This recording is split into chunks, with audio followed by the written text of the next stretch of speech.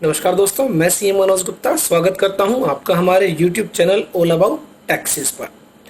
आज हम स्टार्ट करने जा रहे हैं जीएसटी की प्रैक्टिकल वर्कशॉप, जिसमें हम बात करेंगे कैसे प्रैक्टिकली जीएसटी में काम किया जाता है, कैसे आप जीएसटी में रजिस्ट्रेशन कराते हैं, कैसे आप जीएसटी की पेमेंट करते हैं, कैसे आप लोग जीएसटी की रिटर्न फाइल कर सकते हैं, कैसे आप जीएसटी नंबर को कैंसिल करा सकते हैं। ये सभी प्रैक्टिकल एस्पेक्ट्स हम डिस्कस करेंगे अपनी इस सीरीज में। तो आज की इस हमारी पहली वीडियो में हम बात करेंगे कि किस तरह आप जीएसटी में अपने आप को रजिस्टर करा सकते हैं। प्रोप्राइटरशिप फर्म के जीएसटी रजिस्ट्रेशन के लिए जो डॉक्यूमेंट्स रिक्वायर्ड है, सबसे पहले एक पासपोर्ट साइज फोटो, नंबर 2 जो आपका पैन कार्ड, नंबर 3 आधार कार्ड, नंबर 4 जो आपका mobile number, number 5 email ID, number 6 जो है आपका बिजनेस एड्रेस का प्रूफ, जिसमें अगर वो रेंट पर है तो rent agreement with electricity bill जो कि लेटेस्ट होना चाहिए, और अगर वो आपकी ओन्ड प्रीमाइज है, बिल्डिंग है, तो ऐसे में उसके प्रॉपर्टी डॉक्यूमेंट रजिस्ट्री की कॉपी हो सकती है, साथ ही इलेक्ट्रिसिटी बिल जो लेटेस्ट होना चाहिए। इन सभी डॉक्यूमेंट के साथ जो है आप अपना रजिस्ट्रेशन प्रोसेस स्टार्ट कर सकते हैं और कंप्लीट कर सकते हैं। तो जो भी व्यक्ति अपने आप को जीएसटी में रजिस्टर कराना चाहता है, तो ऐसे में हमारी इस वीडियो की हेल्प से वो जीएसटी रजिस्ट्रेशन करा सकता है। 3 से 4 दिन के अंदर आपका जीएसटी रजिस्ट्रेशन हो जाता है और जीएसटी सर्टिफिकेट आपको मिल जाता है। तो चलिए स्टार्ट करते हैं। जीएसटी रजिस्ट्रेशन कैसे करा सकते हैं, इसके लिए आपको विजिट करना है सबसे पहले ऑनलाइन वेबसाइट www.gst.gov.in। जैसे ही आप इस वेबसाइट पर जाते हैं, यहाँ पर सबसे पहले आपको सर्विसेज टैब में न्यू रजिस्ट्रेशन का ऑप्शन दिया गया है। आप सर्विसेज टैब में जाने के बाद न्यू रजिस्ट्रेशन पर यहाँ पर क्लिक करेंगे, और जैसे ही आप न्यू रजिस्ट्रेशन पर क्लिक करते हैं, आपके सामने कुछ इस तरह की स्क्रीन आ जाती है। यहाँ पर आपको सबसे पहले आपको बताना है कि जो आप जीएसटी में रजिस्टर कराना चाहते हैं वो as a tax payer, tax deductor, tax collector, GST practitioner किस तरह आप रजिस्ट्रेशन लेना चाहते हैं। तो यहाँ पर नॉर्मली केस में tax payer as a register कराया जाता है, तो आप यहाँ पर टैक्स पेयर को सिलेक्ट करेंगे। उसके बाद आपसे पूछा जाता है कि आपका स्टेट कौन सा है, आप किस स्टेट में बिजनेस करने वाले हैं। तो यहाँ पर वो स्टेट आप सिलेक्ट करेंगे, और उसके बाद डिस्ट्रिक्ट आपको यहाँ पर सिलेक्ट करना है, जिस भी डिस्ट्रिक्ट में आप जो है बिजनेस स्टार्ट करने वाले हैं। उसके बाद लीगल नेम यहाँ पर आपको एंटर करना है। बेसिकली जो आपका पैन कार्ड पर आपका नाम प्रिंट किया गया है वही आपका लीगल नेम रहेगा। यहाँ पर बताया भी गया है legal name of business as mentioned in PAN, permanent account number. उसके बाद आपसे आपका परमानेंट अकाउंट नंबर पूछा गया है। यह परमानेंट अकाउंट नंबर आपका ऑनलाइन वेरीफाई किया जाएगा। अगर आपका नेम और पैन कार्ड आपस में मैच करेंगे तो ही आपको आगे प्रोसेस करने के लिए दिया जाएगा। उसके बाद आपसे आपका ईमेल एड्रेस और मोबाइल नंबर पूछा जाएगा। ईमेल एड्रेस और मोबाइल नंबर पर आपके ओटीपी पासवर्ड आपको रिसीव होंगे, जो आपको यहाँ पर एंटर करने होंगे। उसके बाद जैसे ही आप कैप्चा कोड एंटर करते हैं और सबमिट बटन पर प्रेस करते हैं, तो यहाँ पर आपकी ईमेल आईडी और मोबाइल नंबर पर ओटीपी आ जाते हैं। वो दोनों ही ओटीपी आपको यहाँ पर एंटर करने हैं। एंटर करने के बाद यहाँ पर आप मोबाइल ओटीपी और ईमेल ओटीपी एंटर करेंगे, और उसके बाद प्रोसीड बटन पर क्लिक करेंगे। तो एक ओटीपी आपके मोबाइल नंबर पर आया होगा जो आपने एंटर किया था, एक ओटीपी आपकी ईमेल आईडी पर आया होगा। उसको प्रोसीड करने के बाद आपके सामने यहाँ पर कुछ इस तरह की स्क्रीन आपके सामने आ जाती है, जिसमें एक मैसेज आपके सामने आ जाता है कि एक TRN, temporary reference number generate कर दिया गया है, और उसकी हेल्प से आप आगे का अपना जीएसटी प्रोसीजर जो है रजिस्ट्रेशन का वो फॉलो कर सकते हैं। तो यहाँ पर TRN, टेम्परेरी रेफरेंस नंबर को यहाँ पर आप संभाल कर रखेंगे, आप कहीं पर भी नोट डाउन कर सकते हैं। यह टेम्परेरी रेफरेंस नंबर ही आपको जीएसटी रजिस्ट्रेशन कराने में हेल्प करेगा। तो यहाँ पर आप बेसिकली रजिस्ट्रेशन के 2 पार्ट होते हैं, पार्ट ए और पार्ट बी। पार्ट ए यहाँ पर आप कंप्लीट कर चुके हैं जैसे ही आपका टेम्परेरी रेफरेंस नंबर जनरेट होता है। You have successfully submitted part A of the registration process. Your temporary reference number is so and so.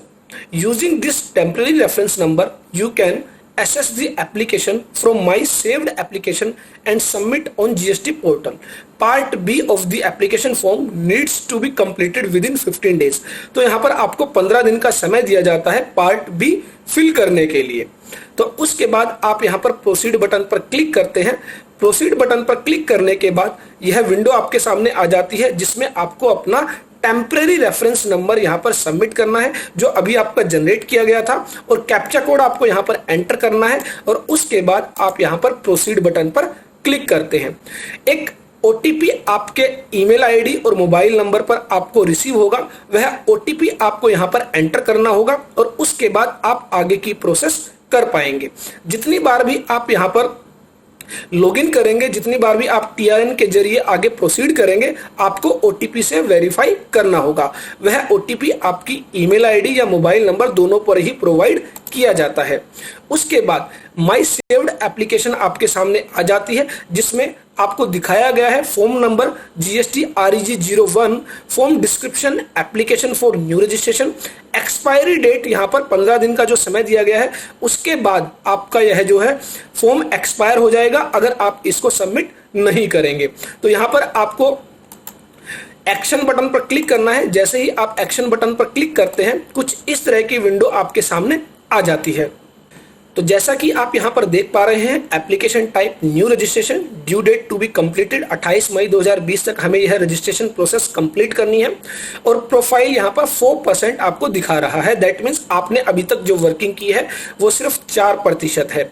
तो यहां पर जैसा कि आप देख पा रहे हैं, बिजनेस डिटेल आपके सामने, promoter partners detail, authorise signatory detail, authorise representative detail, principal place of business, additional places of business, goods and service tax, state specific information और वेरिफिकेशन।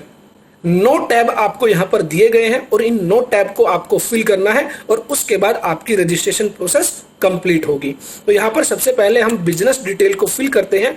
बिजनेस डिटेल में जैसा कि आप देख पा रहे हैं, legal name of the business जो आप ऑलरेडी दे चुके हैं वो आपका यहां पर ऑटो रिफ्लेक्ट करेगा। परमानेंट अकाउंट नंबर जो आप ऑलरेडी सबमिट कर चुके हैं वो आपका यहां पर ऑटो रिफ्लेक्ट करेगा। उसके बाद आपसे पूछा गया है ट्रेड नेम। तो जो भी आप अपनी प्रोप्राइटरशिप फर्म का नाम रखना चाहते हैं, या फिर पार्टनरशिप फर्म का नाम रखना चाहते हैं, या फिर जो भी कंपनी का नाम है वो आप यहां पर एंटर करेंगे।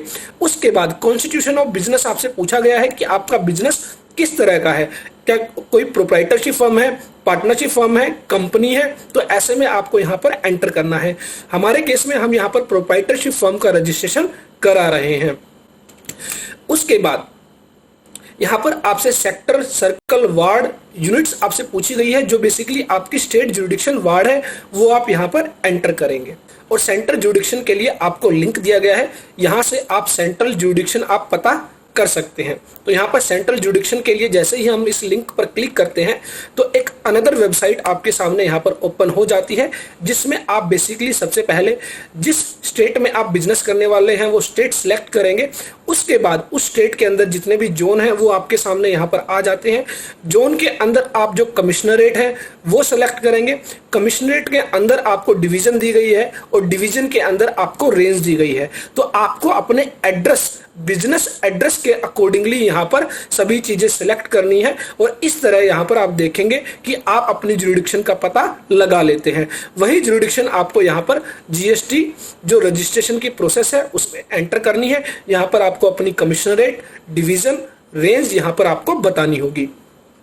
जैसे ही आप कमिश्नरेट, डिवीजन, रेंज यहां पर एंटर कर देते हैं, उसके बाद आपसे पूछा गया है कि आप जो रजिस्ट्रेशन लेना चाहते हैं क्या वो as a casual taxable person लेना चाहते हैं। अगर आप कंपोजिशन स्कीम में जाना चाहते हैं तो आप यहां पर यस करेंगे। अगर आप कंपोजिशन स्कीम में नहीं जाना चाहते हैं तो यहां पर आप नो करेंगे। कंपोजिशन स्कीम के रिगार्डिंग ऑलरेडी हम वीडियो अपलोड कर चुके हैं। डिटेल में जानने के लिए आप उन वीडियोस को रेफर कर सकते हैं।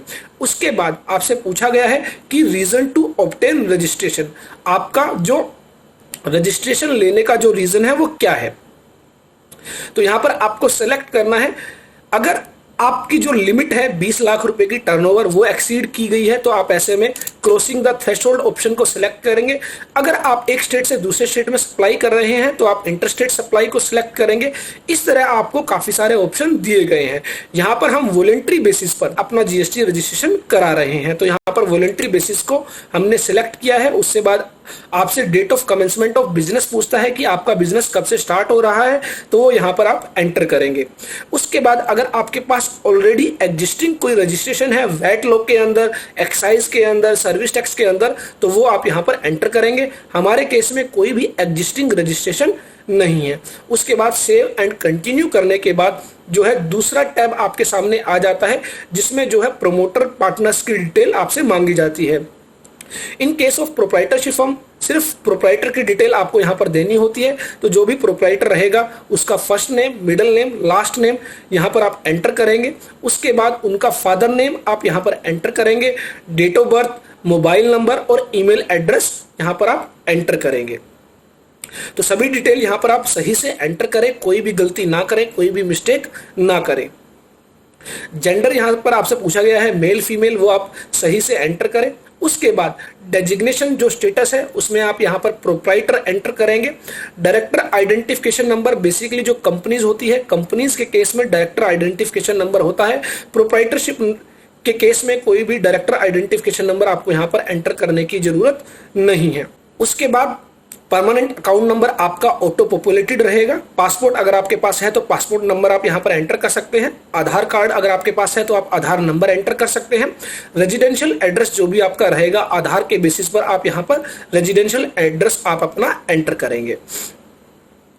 रेजिडेंशियल एड्रेस एंटर करने के बाद यहाँ पर आपसे डॉक्यूमेंट्स के लिए बेसिकली सबसे पहले आपको अपनी फोटो अपलोड करनी है। तो यहाँ पर जेपीईजी फॉर्मेट में आप जो फोटो को स्कैन करेंगे और उसका जो साइज होना चाहिए वो 100 KB से कम होना चाहिए, 100 KB से कम होना चाहिए। तो ऐसे में वो फोटो आप यहाँ पर अपलोड करेंगे। जैसे ही आपकी फोटो अपलोड हो जाती है, अदर इंफॉर्मेशन में जो है आप ऑथराइज सिग्नेटरी भी खुद ही रहेंगे प्रोप्राइटरशिप फर्म के केस में। यहाँ पर प्राइमरी ऑथराइज सिग्नेटरी पर आपको टिक करना है और बाकी सारी डिटेल्स आपकी जो है ऑटो पॉपुलेटेड रहेगी। यहाँ पर कुछ भी नहीं आपको करना है, सेव एंड कंटिन्यू करेंगे। उसके बाद ऑथराइज रिप्रेजेंटेटिव अगर आप कोई ऐड करते हैं वो कर सकते हैं। हमारे केस में कोई भी ऑथराइज रिप्रेजेंटेटिव नहीं है। उसके बाद प्रिंसिपल प्लेस ऑफ बिजनेस, जहां पर आप बिजनेस करने वाले हैं उसका एड्रेस यहां पर आप एंटर करेंगे और उसके डॉक्यूमेंट्स अपलोड करेंगे। तो यहां पर जो भी आपका एड्रेस है regarding your principal place of business, जहां से आप बिजनेस करने वाले हैं, उसकी डिटेल्स आप यहां पर एंटर करेंगे। तो प्रॉपर एड्रेस यहां पर आपके जो डॉक्यूमेंट्स पर जो एड्रेस है उसके अकॉर्डिंगली ही यहाँ पर आपको फिल करना है। अगर किसी तरह का भी मिसमैच रहेगा तो आपकी जो एप्लीकेशन है उसको रिजेक्ट किया जा सकता है। तो यहाँ पर जो आपकी कॉन्टैक्ट इंफॉर्मेशन है वो आपकी ऑटो पॉपुलेटेड रहेगी। उसके बाद आपको सेलेक्ट करना है कि डॉक्यूमेंट्स आप कौन सा अपलोड करने वाले हैं।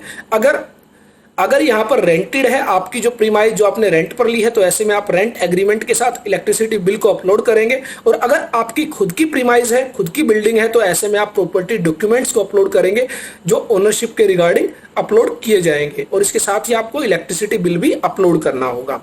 उसके बाद नेचर ऑफ बिजनेस एक्टिविटी, आप कौन कौन सी एक्टिविटी करने वाले हैं यहाँ से वो आपको यहाँ पर टिक करनी है। बेसिकली आप होलसेल बिजनेस करने वाले हैं, रिटेल बिजनेस करने वाले हैं, एक्सपोर्ट इंपोर्ट करने वाले हैं या फिर सर्विसेज देने वाले हैं। तो अकॉर्डिंगली आपका जो भी बिजनेस है उसके अकॉर्डिंगली आप यहाँ पर टिक करेंगे। उसके बाद आपसे पूछा गया है क्या कोई एडिशनल प्लेस ऑफ बिजनेस आपका है। अगर कोई गोडाउन वगैरह एडिशनल प्लेस ऑफ बिजनेस आपका है तो आप यस करेंगे और उसकी डिटेल यहाँ पर सबमिट करेंगे। हमारे केस में कोई भी एडिशनल प्लेस ऑफ बिजनेस नहीं है, तो ऐसे में हम यहाँ पर सेव एंड कंटिन्यू करेंगे। उसके बाद हमारे केस में कोई भी एडिशनल प्लेस ऑफ बिजनेस नहीं है, तो हम यहाँ पर स्किप करेंगे। उसके बाद आपसे पूछा गया है कि आप कौन कौन सी गुड्स और सर्विसेज में डील करने वाले हैं, कौन सा बिजनेस आप करेंगे जिसके अंदर किस किस गुड्स की आप सप्लाई करेंगे। तो बेसिकली मेजर 5 कमोडिटीज, 5 कमोडिटीज आप यहाँ पर जो है रेफर कर सकते हैं। तो उनके HSN कोड आपको पता होने जरूरी है। अगर आपको HSN कोड नहीं पता है तो यहाँ पर उनके नाम से भी आप सर्च कर सकते हैं। तो यहाँ पर थोड़ी सी सावधानी आपको बरतनी है। कई बार ऐसा होता है कि आप जो है सही HSN का आपको नहीं पता होता है और जो एक गुड्स का नाम है, जो एक वस्तु का नाम है, वो एक से ज्यादा HSN में रेफर होता है, तो आप कंफ्यूज हो जाते हैं। तो ऐसे में यहाँ पर जरूर सबसे पहले अपना जो गुड्स का HSN कोड वगैरह है वो अच्छे से पता कर ले, उसके बाद ही यहाँ पर HSN कोड को एंटर करें। 5 HSN कोड आप यहाँ पर एंटर कर सकते हैं। उसके बाद वेरिफिकेशन टैब पर आपको जो है अपनी वेरिफिकेशन देनी है। यहाँ पर बेसिकली जो है आपको अपना प्लेस एंटर करना है और यहाँ पर मोबाइल OTP के जरिए EVC के जरिए जो है आप अपनी एप्लीकेशन को सबमिट करेंगे। तो यहाँ पर जैसे ही आप प्लेस एंटर करते हैं और उसके बाद सबमिट विद EVC करते हैं तो आपके मोबाइल पर एक OTP आता है, वो आप यहाँ पर एंटर करेंगे और इस तरह आपकी जो रजिस्ट्रेशन एप्लीकेशन है वो सबमिट हो जाती है। 15 मिनट के बाद जो है एक ARN एक्नॉलेजमेंट रेफरेंस नंबर आपका जनरेट कर दिया जाएगा और उसके बेस पर आप जो है स्टेटस पता कर सकते हैं कि आपकी एप्लीकेशन का स्टेटस क्या है। तो इस तरह आप अपने GST रजिस्ट्रेशन को कंप्लीट कर सकते हैं। आई होप आपको अच्छे से पता लगा होगा कि किस तरह आप GST का रजिस्ट्रेशन कर सकते हैं। जैसे ही आपका रजिस्ट्रेशन प्रोसेस कंप्लीट हो जाता है और सभी डॉक्यूमेंट्स आपके सही हैं, सभी इंफॉर्मेशन आपकी सही है, तो 3 से 4 दिन के अंदर आपको रजिस्ट्रेशन नंबर दे दिया जाता है, जिसके बाद आप अपना बैंक अकाउंट ओपन करा सकते हैं। तो आई होप GST के रिगार्डिंग, रजिस्ट्रेशन के रिगार्डिंग आपकी जो भी कंफ्यूजन्स थे वो दूर हो गए होंगे और आप इस वीडियो को रेफर कर सकते हैं अगर आप GST रजिस्ट्रेशन कराना चाहते हैं।